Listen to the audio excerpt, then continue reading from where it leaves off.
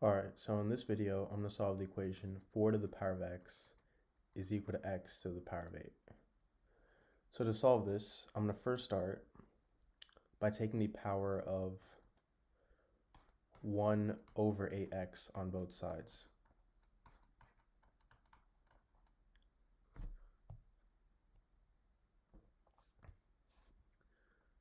Now from here, I get 4 to the power of 1 over 8, because these two cancel out, is equal to x to the power of 1 over x, because these two 8's cancel out.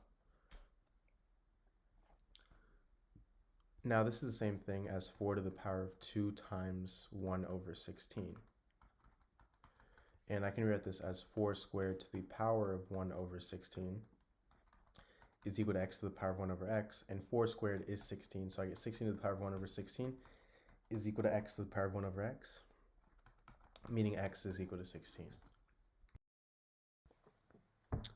Alright, so in this video, I'm going to solve the equation 1 to the power of x is equal to 2. So, before we even start solving this, if, let's say, x is equal to 1, then I have 1 to the power of 1, which is equal to 1. And if x is equal to 2, then I have 1 to the power of 2, which is also equal to 1. And you can go even 1 to the power of 10 is still equal to 1. So you may be thinking, what possible value of x can make 1 to the power of x equal to 2? So let's try solving this. What I'm first going to do is start by taking ln of both sides. So I get ln of 1 to the power of x is equal to ln of 2. And ln is the same thing as the natural log. And the reason I took the ln on both sides is because it comes with a property that states that if I have something in the form ln a to the power of b, I can move this exponent b to the front, so this turns into b times ln a. So in this case, I have ln 1 to the power of x, and I can move x to the front. So I get x times ln 1 is equal to ln 2. And you may be thinking, we could just divide both sides by ln 1, and x would equal ln 2 over ln 1. However, the only problem with this is that ln 1 is equal to 0. And remember, anything divided by 0 is undefined, so this would be undefined. So we know that this equation has no real solution, but it could still have imaginary solutions. So to actually solve this, I'm going to use something known as Euler's formula. And basically what this formula is if I have something in the form e to the power of I times theta, this is equal to cosine of theta plus I times sine of theta. And I know to many of you watching this video, this may just sound like a bunch of gibberish, but just hang on. So let's say that theta is equal to 0, right? Say that theta equals 0.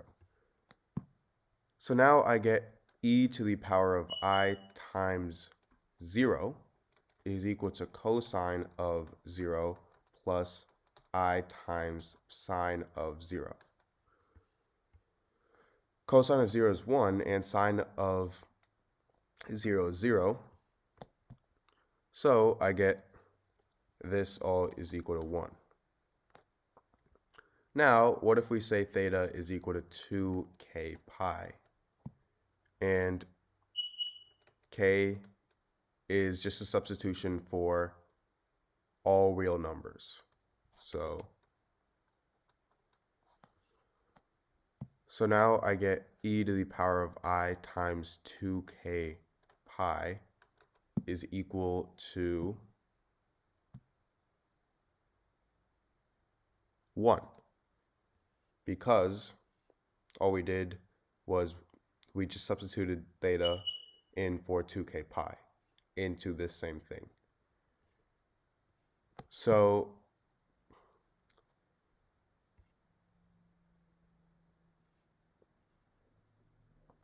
now, because this is equal to 1, we can remember our first equation, which we started with 1 to the power of x equals 2, we can substitute in this for 1, meaning I get e to the power of I times 2k pi to the power of x is equal to 2. So just think of this as 1. So I basically 1 to the power of x equals 2. And now with this, I'm going to take the ln or natural log on both sides. So I have ln e to the power of I times 2k pi to the power of x is equal to 2. So I'm going to now bring this x down using property of natural logarithms. So I get x times ln e to the power of I times 2k pi is equal to 2. Is equal to ln of 2, because if you take ln on one side, you have to do the other side. And now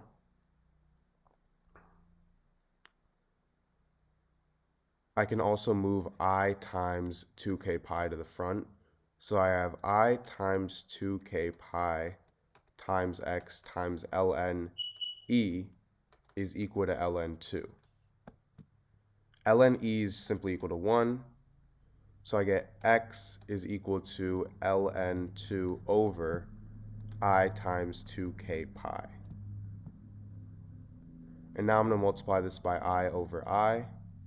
So I get x is equal to negative I times ln 2 over 2k pi, because I squared is negative 1. So this is my solution.